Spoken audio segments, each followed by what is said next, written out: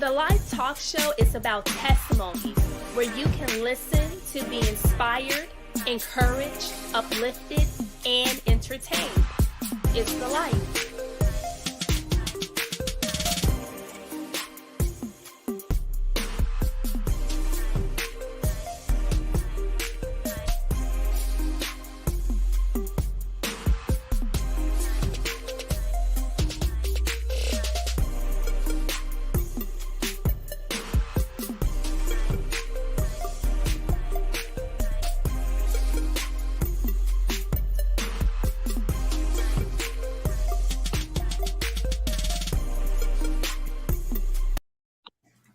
Good morning. My name is Ashley Cotton. I'm the host for the Life Talk Show. And as you already know, that this show is about testimonies. I love to hear people's regarding their relationship with Jesus Christ and also the things that they've gone through.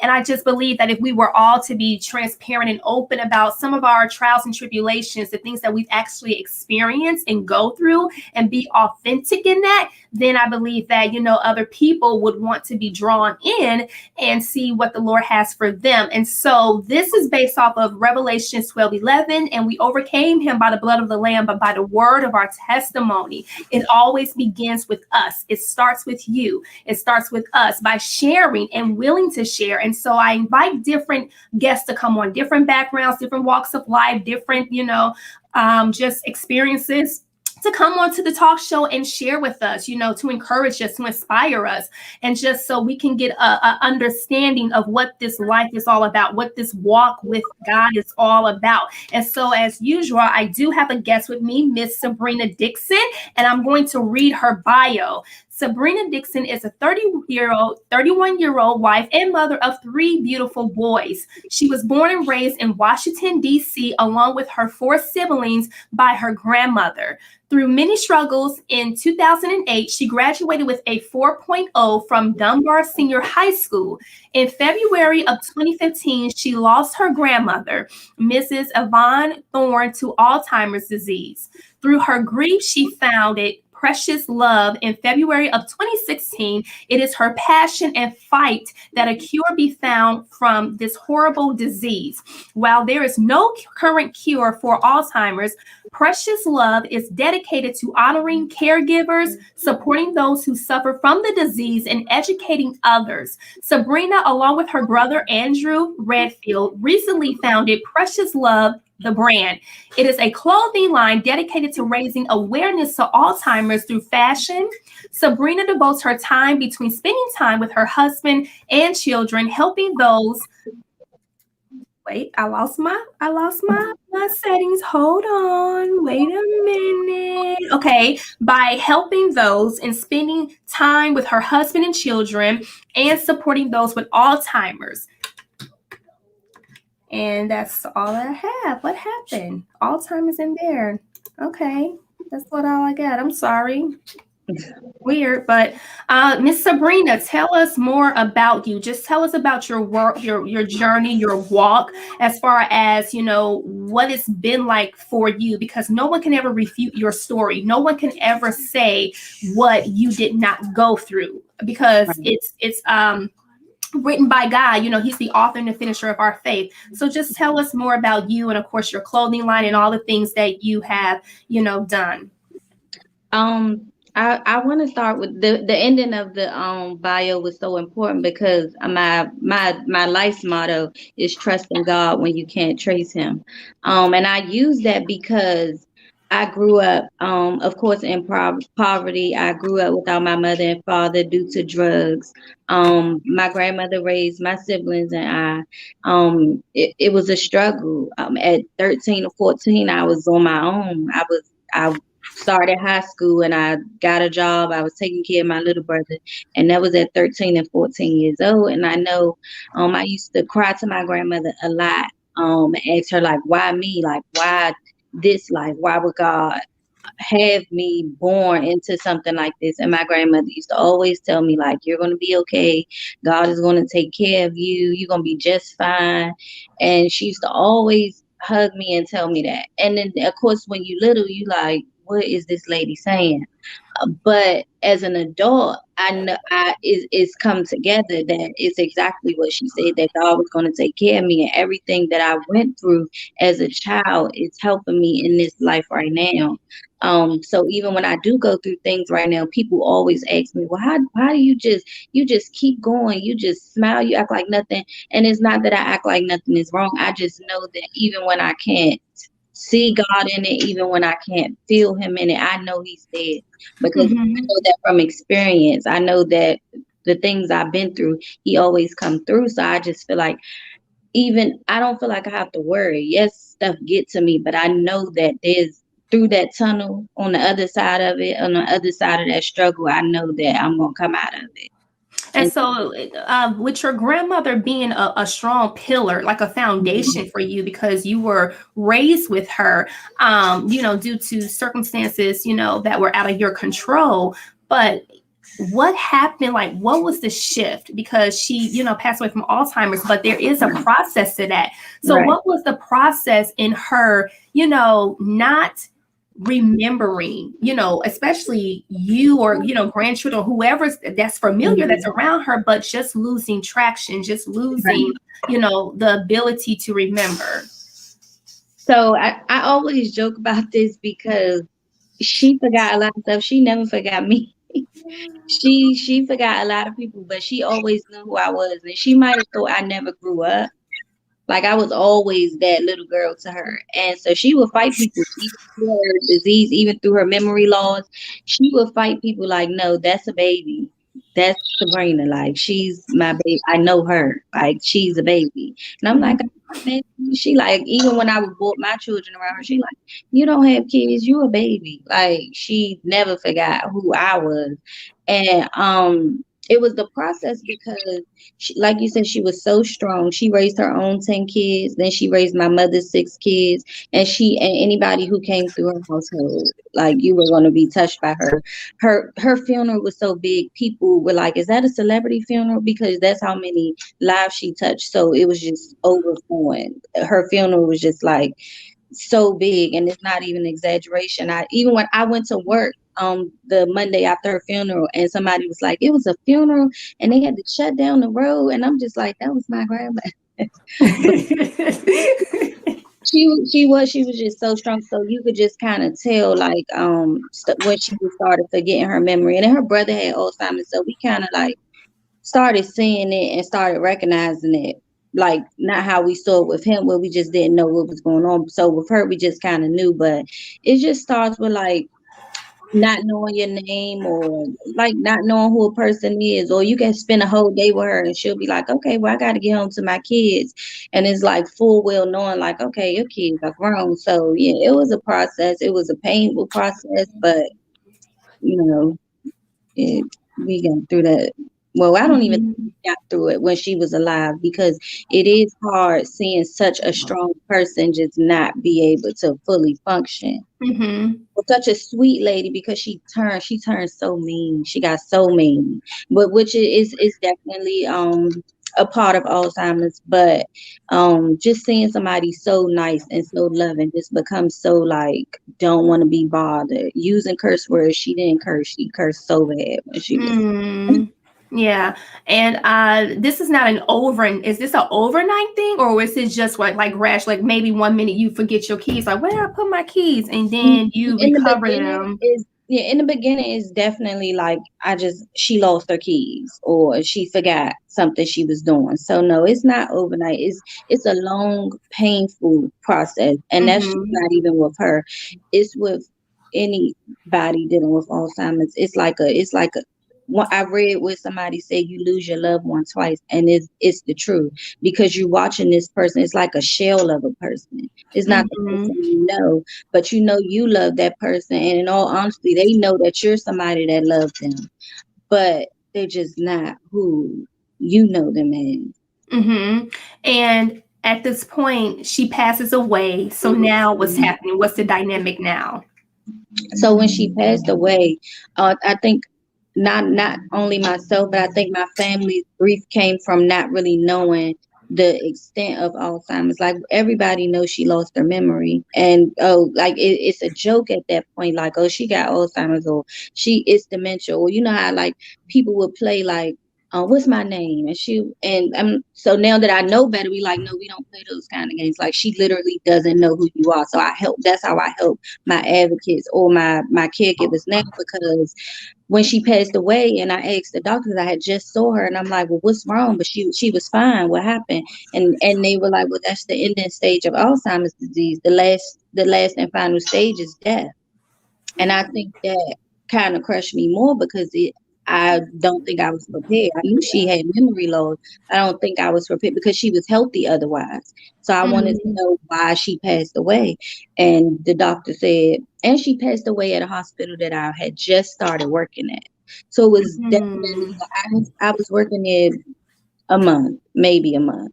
And the day was so crazy, but I ended up going home from work and they called and said she was at the hospital with only a few hours to live. And I wanted to know why.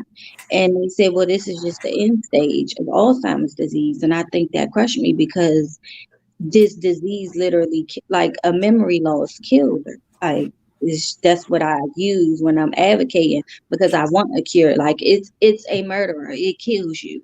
That's what it does at the end. And before your grandmother suffered with Alzheimer's disease, did you know your purpose or your calling before then, or did you walk into it? Was this what God placed on you to do, is to be an advocate?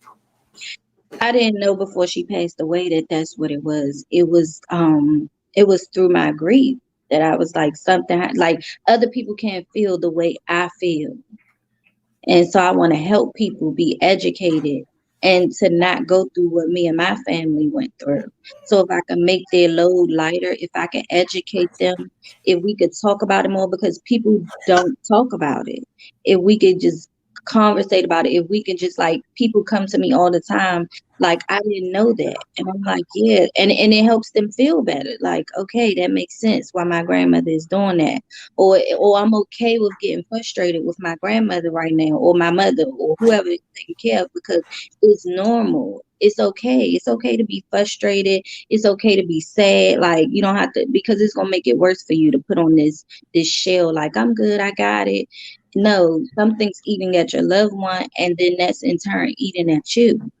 And Mm-hmm. so, through like I said, I was devastated that she passed away from that disease because she was healthy and she was a strong lady, and this disease came and personally I feel like just took her out even before she could do it because like she started at 75, she passed away at 86. So it was like a long process. So can you imagine you going through a disease that long and you just don't like you lose your memory. So now you're just in this strange world. You just out of place. So anyway, I just felt like I wanted to help people not to prepare for that.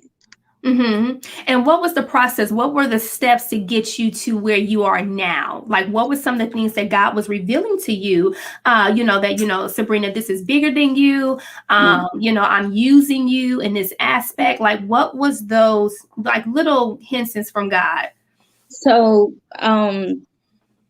and when I first started the hospital, I was working on the maternity ward. So everybody's like, "Oh, that's like." Well, when I start from the interview because I went on the interview for the trauma center, and they were telling me all the things that you had to do, and I'm like, "No, I don't think I could do that. I can't witness death every day." And they were like, okay, but you interviewed so well, so we're going to put you on the maternity ward. So 3 years later, I was automatically switched to a trauma ICU. Like I didn't have a choice. It's like a rift in the hospital. And through that, I met families who were just like, without you, I don't think I could have got through this without you. And that Mm-hmm. just came from a place of like my own struggles growing up, seeing stuff, and then seeing what my grandmother went through. So it was like, it's empathy. and I felt like I can identify with these people and I can help them, because when you go and you see all these doctors, when you see all these doctors and nurses and all they speaking is medical, you don't understand. But if I'm that person that's like, no, I see the other side of life for you right now. I get it. I'm there for you. And what I and I applied that to my nonprofit organization for Alzheimer's.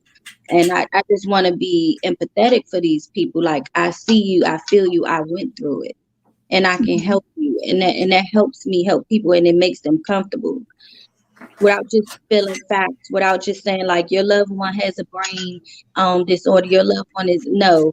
Your loved one has lost their memory, they're mean to you, it's frustrating to you. I get it. I'm here with you. And that really helps me a lot with my nonprofit.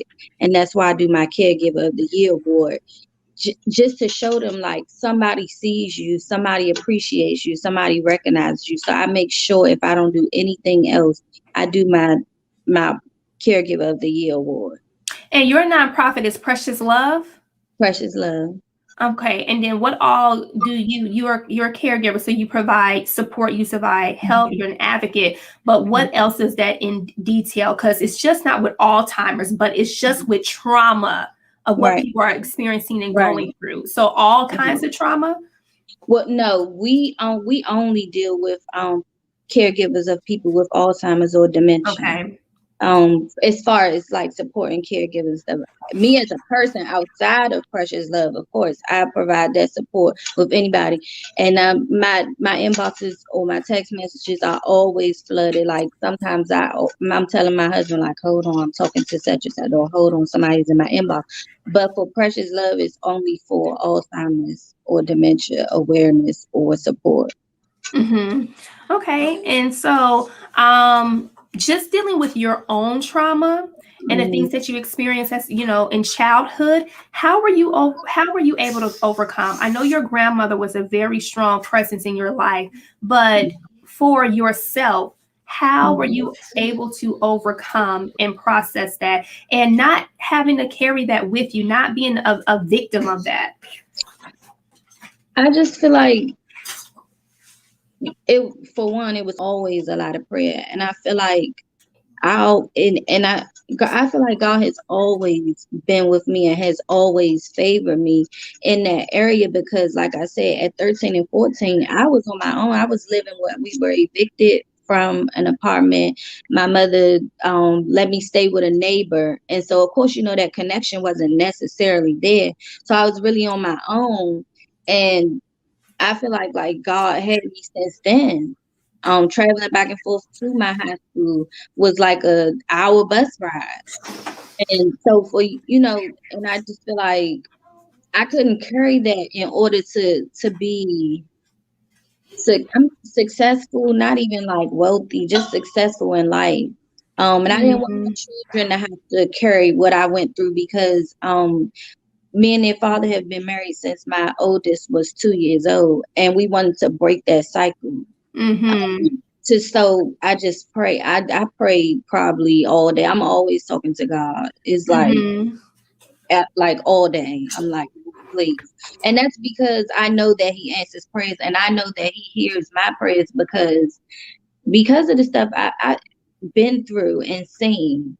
And I constantly talk to people, and it's therapeutic for me to get it out. I talk to my pastor, not even when something's going wrong, just like, all right, let me release, let me, just connect with people and share my story. If I can help, I say with Precious Love and anything else, if I can just help one person, then Mm-hmm.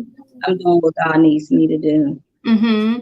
And can anybody contact you through Precious Love? Because I know you're based on the East Coast. So Mhm, anybody can come to you for support, for comfort, mhm. just, to be able to talk to you with what they're going through.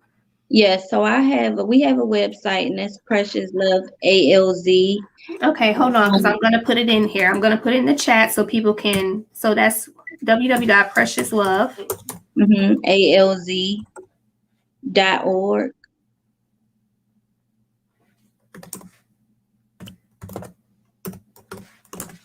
Okay, so let me make sure. I got it right because I don't want nobody to be like, I went to it and you ain't. So, Precious Love. So, here it is preciouslovealz.org, right? Yes, and then we're on Okay. Facebook at Precious Love. Okay, so Precious Love at Facebook too. So talk about your clothing line. What was the idea that sparked your clothing line, and why are you doing the clothing line?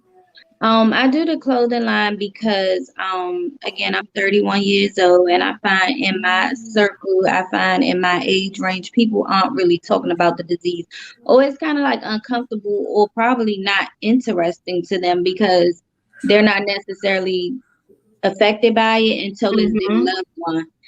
But everybody loves fashion, and I was talking to my brother one day, and he was like, "You should put that on a shirt."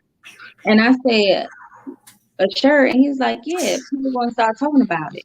And I was like, "Okay, well, we can try it." And then, so we made the first shirt, and people started saying, "I like that shirt. I want that shirt." And so our goal behind the shirt was to get people talking through fashion. So if I put this sweatsuit on and you like it, and you're gonna say, "Well, what is it about? Why you got that? What is Precious Love?" And, oh, Precious Love is Alzheimer's awareness. Mm-hmm. That's my nonprofit, or um and so they, or the Purple Heart that's on all of my clothes. Well, what's the Purple Heart? Purple Hearts represent Alzheimer's disease, and so it just gets the conversation going. It's not expensive. We don't want it to be expensive. We're not really trying to make money from it. We're trying to bring awareness. Mm-hmm. And so basically, like I said, my son, he's 12, and so we're starting to see it come into fruition because he wears his hoodie to school, and everybody loves his hoodie, and they like, "Well, where you get that from?" And he's like, "Oh, my mother's clothing line." "Your mother's Mm-hmm. clothing line? Well, what is it?" It's for Alzheimer's disease. And so again, it's getting started through a 12-year-old. So even if they don't know exactly what it is, when they see it somewhere, they'll always think, "Oh, that's Alzheimer's disease." Mm-hmm. So Awesome. Wow, that's really awesome. From the birth of it, your nonprofit and where it is now, what have you like, what are your takeaways? Like, what have you learned throughout the process? Like, is it just, the basic stuff, like the routine stuff, or is it always something new that you can learn and that you can share, that you've discovered, or that maybe medical experts have discovered? it's always something new. When I first started Precious Love, I promise you, it probably was just to get it was just to get through my grief. Like, I know I said, like, I'm gonna raise awareness, but like, no, through this 5 or 6 years I've been doing this, it's like, no, there's always something new. So if I get new information, I put it out.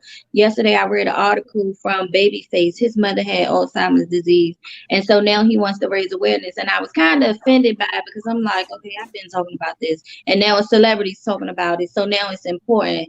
But then I was like, no, we're gonna take this however God gives it to us. If Mm-hmm. Babyface is going to be the one to bring it up, and everybody's going to start talking about Alzheimer's, then that's the way we're going to take it. And so I put the article out. At first I was offended, but then I'm like, no, we're going to put the article out. If it's going to make somebody read it, and because it's Babyface and they want to know about Babyface life, then that's how we're going to start it. And so I always put out information. I always put out new research drugs, whatever they say they came up with. I go to the forums with the Alzheimer's Association. I learn that stuff, or what they're doing in your city to help with people like that. So I'm fine. I'm always finding out information. I'm always putting it out, whether I get a response or not. Somebody will see it one day. Mm-hmm. And as far as you being introduced to Alzheimer's at the time that you were and where you are now, have we come along? Has there been, what do I want to say? Has it come along further? Like, as far as the research, like, are we getting to a point where there's a breakthrough, or there's some new evidence as to reversing it or bringing back, people's memory loss? Yes, definitely. There are new drugs to slow it down. At first, it was just like this. Okay, you have it. Okay, you can't remember. Okay, you're gone. But now there are drugs. Like, I have an uncle who is suffering from Alzheimer's right now. But the the medication rather is allowing it to be slowed down. It's allowing him to have way better days than not so good days. Mm-hmm. Tell you exactly like, oh, I walk this route, because a lot of times they get lost on their everyday routine. You could take a walk and take a wrong turn and then you're lost. But now he know he can go outside, he can take his walk, he can come back in. He might not remember he took that walk later that day, but at least he can remember his route home. At least he can have a good day with his wife. At least he can tell you stuff. And so the drugs are coming along. They're putting more money into research and in the Senate, way more money than they were given 5 or 6 years ago, even when I first started. Mm-hmm. So And I it's know that I did read somewhere where there was like some music therapy that was being I was just incorporated. saying that. Yeah, where, when you can play, the music for Hmm. them, then it begins to jog some memories back. Yes, my grandmother, two instances. One instance, I had her for the weekend, and we went to my church, and it was like a younger crowd. So she was just so antsy. She was ready to go. She was just like, what is going on? Music's too loud. So we left my church because I mean she was really like about to go off. So we left my church and took her to her church. And she went in and she was singing the hymns like nothing ever was different. She didn't even open the hymn book. It was just we walked in while they were singing the hymn. And she knew the song. She knew what her pastor was about to do.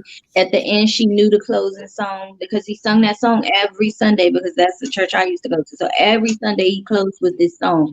And when he closed with it, she knew it. She was clapping. She was up. She was singing. I'm like, this is not the same lady from that church. Mm-hmm.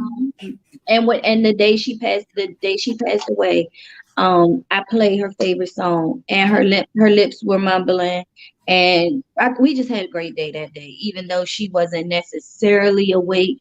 I just played her favorite songs all day, and her lips were mumbling, and I was brushing her hair, and I had told her, I said, well, I don't think I want to be here when you pass away. I had got there like 7:30 in the morning. I said, I don't think I want to be here when you pass away.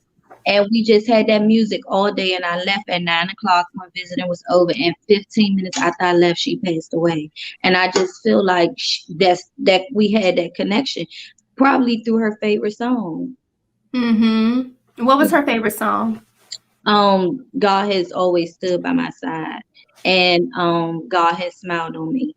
Mm-hmm. And Sabrina, what would you say to those who have loved ones right now and they're dealing with their loved ones having autism? Like, I'm sorry, not autism, Alzheimer's. Sorry. Mhm. What tips or what advice can you give to those who are going through right now? I would say have patience. Know that your loved one loves you, and it might not seem like they know who you are. But I always say people forget a lot of things, but they don't forget love. And so just still Mm, show that compassion. If you got to go in the room and take a scream, but when you come back out to that person, just don't show that. Show love, because they know love. If my grandmother mm-hmm, knew nothing else, she knew love. And that's why I called it precious love, because she used to always call me and anybody else precious love. She's like, you're such a precious love. And one day, I took my son, he was 6 months. I took him to see her, and she hadn't talked in maybe like a year or two by that time. She was just laying in the bed, and he was trying to get to her. And I'm like, no, you can't go over there. So my aunt was like, well, let him go over there, because he was just like, keep trying to get to her. And I laid him on her, and she said, he is such a precious love. mm, And so I knew automatically that, I mean, when I came up with the nonprofit, I knew it was going to be precious love, because she always showed that, like, regardless, like, she knew love. And I think the connection between the people with Alzheimer's and kids are so amazing, because my son now is the connection with my uncle. He will let him do anything for him. And my son is 3, and he is off the hook. But when he's Mm-hmm. around my uncle, he is just so like caring and tender with him. Like he's like delicate. Like, come on, he'll hold his hand. I'm gonna walk you to your seat, and my uncle just let him walk him to his seat, just like a baby. And I just think like through, like I said, through everything, is just show that love to them, and they'll show it to you. They might have their bad days, but whether they know you or not, they know you love them. Mm-hmm. And I would say just show that. how can people support you, Sabrina? You can support me, like it's a nonprofit, and right now everything we do comes from my own pocket, and I'm okay with that because this is what I want to do, and it's never about money. So when we do our caregiver of the year, you can donate a gift card, you can donate the flowers that we give them. We have Cash App, we have Venmo, we have PayPal. If you want to pray for us, you can pray for us. That's it. And when do you have the caregiver award? When does that take place? I do that in February every year because that's the month that she passed away. She passed away on February the 20th. So I Mm-hmm. present that award every year on February the 20th to help with not feeling sad or not, just dwelling on the fact that she's gone. I can keep her memory alive. I can keep her alive by sharing with somebody else, sharing love with somebody else. Mm-hmm. And I like what you're doing, because oftentimes in our trauma and our pain, we that's where we stop, that's where we get stunted, Mhm. that's where we get stuck. But out of the pain comes the best things. Out of the Right, pain you find your purpose. So not all is forgotten, not right, all is over and done with. So I think what you're doing is very awesome, and that you just stay encouraged. We're all in this together. However we're building the kingdom, however God has called us, that's what we do unto the Lord. There's not like the fivefold ministry, but not everybody's called to be in the pulpit, right, right? Not everybody's right, called to be the preacher, the whatever. And so what we do with what he's given us to do, because he has so many gifts and there's so many talents to go around, that it will make room for us. And if we just keep being in the trenches, if we keep just right, going the other, the distance, because it's not about us, it's about right. serving humanity, doing what God has called us to do to advance the kingdom. And so right now I'm going to ask you my fire rapid questions. And they're Okay. fun, like bubbly questions. But the first one is, what is your favorite verse in the Bible? Um, Philippians 4:13, I can do all things through Christ who strengthens me. Mm-hmm. Number two, how do you get into the presence of the Lord? Prayer and worship. Number three, what do you think heaven will be like? I think it will be, for me, it's going to be like this. I don't know. I think I'm going to be shocked. Yeah, I think we all gonna be Initially, I shocked. think I'm gonna be shocked, but then I think it's just gonna be like every day is gonna be Sunday. I just imagine it to be just so peaceful and just everybody's just in bliss. Mm-hmm. And number four, who would you like to meet in heaven? It could be from the Old Testament or New Testament. Um, I don't know who I want to meet in the Bible. I don't know yet. Let me see. I want to meet Jesus. Mm-hmm. Yep. And number five, given the opportunity where you're in an intimate, quiet setting and God manifests himself to you face to face, what would you say to him? What would be that conversation? I think it'll be like I always do. I thank God for this life. I thank him because it could be so different for me. Mm-hmm. Um my life isn't what it's in my, on the surface it isn't what it's supposed to be. A lot of things that people spoke over me, it didn't manifest, it didn't happen. And so I think honestly I would just be so grateful. I probably would just be keep saying thank you. Like, you Mm-hmm. really did that for me. You really took me through this life. And even when I go through things now, I had a rough before the virus, I had a rough 2020. I think my 2020 happened in the first 2 months of 2020. And so people kept on saying, how are you functioning? I'm like, I know that this God is going to do something with this. Like, and I kept telling people, I'm so like excited to see what's going to happen because I had a rough 2 months. So I know that like after this, I'm going to be able to help so many people. I'm going to be so much stronger. So I think I'm just going to be so grateful. And what was the rough 2 months? What did you have I to endure? Because I know it always says it gets dark. It's your darkest hour is right before your breakthrough, right before the dawn. So what exactly did you go through for those 2 months? The first 2 months, like I have a son with the chronic illness. So I was going through stuff with him and his doctor. They were speaking, my son is 8, they were speaking cancer over him, but then they couldn't find cancer.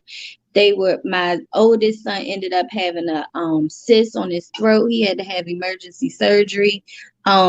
My apartment gave us a writ and told us we had to be out within 24 hours. I stayed in a hotel for 2 weeks, but kept going, kept like nothing ever wavered. We ended up having to stay with somebody who treated my kids horribly. And it was just, but I kept going. And people were like, how? And then so 2020 started, so then like the income tax didn't come, like stuff that we were expecting wasn't coming. I think the car went out, like it was just so much stuff, and it was all happening within the first 2 months of 2020, before 2020 even started. So I always tell people, it might sound crazy, but I'm so grateful for the virus because it slowed life down for me. Like it made stuff stop and give me a minute to get back. And like I said, the apartment, they were wrong. Of course, they were wrong. And then when I told her, like, she was like something about like you didn't pay the rent. So when I bought her the receipt, she was like, "Oh, well, it's too late now." And so they still, right? Exactly. I'm like, "No, here's my receipt. Like, I pay my rent. Like, that's crazy. I pay my rent." She was like, "Oh, well, I'm sorry, it's too late. It's already in motion." And so I had to get my family out in 24 hours. But I had to work the next day because, like I said, I had a son with the chronic illness. I had already used up my leave. So I still had to go to work the next day. I still had to keep moving through all of that. And we got through it. And we actually are somewhere way better than what we were. So like I said, people look at it like that, but I had already knew I should have moved from that apartment. I've been wanting to move, but I hate moving. So I was dragging, and we are in a much better place. Like the kids love it. I love it. It's like, it's so much more peaceful. And so sometimes God will move you. Oh yeah, especially when he's telling you ahead of Yes, time to move. So it's the obedience yes. factor that, and oftentimes we be like, well, Dad, why am I going through this? Like, Lord, but if he spoke a word to you and he's confirmed that word to Right, you to tell you, then he has to create circumstances right, to push you out. right, Because his will be done either way. right. Either you're going to comply with that and go along with that, or you're Or going to he'll be do it for forced you. and you're going to be pushed, and it's going to be Yes, unpleasant because it's going to be like, oh, I could have avoided all of this stuff. yes, And yes. so when you received your breakthrough, what was waiting for you? Like, what was all the warfare, the spiritual warfare that you had to go through, and what exactly was there for you? Like I say, like, so my husband received a better job position even through the pandemic. My husband received a better job position. We never stopped working, but like I said, I'm an essential employee, so the income never stopped. We got better increase. The nonprofit is doing better. Like I said, the kids were able to slow down. The cancer they thought they saw was not there. My son with the cyst, he went through it. They said he would be down. He wasn't down. So like, I think God just took me through that stuff because I personally believe, okay, God, you taking me through this stuff as a kid. You giving me these children. And I told God, like, no, you're going to have to fight this one because like, not my kids. Like I can't do it with my kids. Well, what I thought was I couldn't do it with my kids. Like God, I'm not strong enough for that. But even still, I had to go in that hospital room and pray with my son. Like, can I pray for you? And so when my 8-year-old is telling me, like, yeah, God talks to me all the time. He said that he's going to heal me. That's my breakthrough, to know that my kids know who he is and what he will do. My 8-year-old is telling you, like, like God is better for you. Like, or he tell me, mommy, you need to activate your faith. That's my breakthrough, because that's it.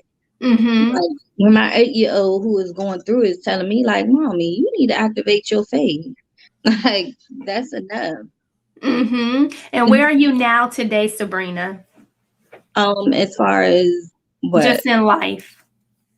I think I'm still going. I think God has so much more in store. So I pray, and the enemy is always there, and it comes in those closest to you. And so I pray all the time. I'm watching who I'm around. I'm losing friends. I'm losing childhood friends that I thought I would be there forever. But I'm okay with that, because everybody can't go. Mm-hmm. And so I'm elevating, and I'm in a much, like, even with my interviews, even with my talk show interviews, at first I'm like so nervous about them. And I'm getting better with those. I hated my first interviews. I'm like, oh my God, I hate the way I talk. I hate the way I can't do it. I'm so nervous. And I Aw. think I'm doing these much better now than what I was a Absolutely. And year more ago. doors will definitely open. So it doesn't matter about, being qualified. It doesn't matter Right, about, how eloquent of a speaker you can be or are. It doesn't matter about any of those things. Only God need a willing vessel, a right, person that's going to surrender and say yes. right, My whole thing was I just wanted to be a actress in Hollywood. I just wanted to just act, go on auditions and create and do whatever. And he called me to do this, as far as, being an evangelist for him and, right, speaking about testimonies to lift him up so other people can, feel encouraged and not discouraged. We often think at times that we're by ourselves, like we're going hmm, through it alone and no one can relate, no one can identify, no one understands, but that's not true. And that's the trick of the right, enemy. And so right. when you listen to, like, this is episode what, 88, Hmm. 87, 88. And so just starting with God giving me a thought, an idea, and then taking it and running with it, he's Right. provided every step of the way. Every Hmm. step of the way. Like, even when to the wire, when I don't know, well, who's gonna do it on Wednesday? Who's gonna Right. come on Saturday? It's always someone recommending someone, Hmm. or I'll reach out to someone. So it's always a guest provided. Why? Yeah. Because it's all for his glory, it's all for his Hmm. honor. It doesn't have anything to Right. do with me. I'm just the vessel that he chose Right. to use to, bring forth his goodness. And Right. so thank you so much, Sabrina, for just everything that you do, your service, and even recognizing your caregivers. Like, thank you. I Hmm. definitely encourage you to keep up the great work. There's greater and better things that are coming. And so for the people that are watching, thank you for watching this, whether you watch the live or the replay. Thank you for liking, sharing, subscribing to the YouTube channel. And so I will be back with a new guest this Wednesday coming up next week. And so I just want you all to stay encouraged. There's always light at the end of the tunnel. Yeah. Weeping may endure for a night, but joy comes in the morning. So just hold on to that. And, if there's other videos that will bless you, other videos, that you can watch to encourage you, then do so. And so I will see you guys next week, and God bless you. You all take care.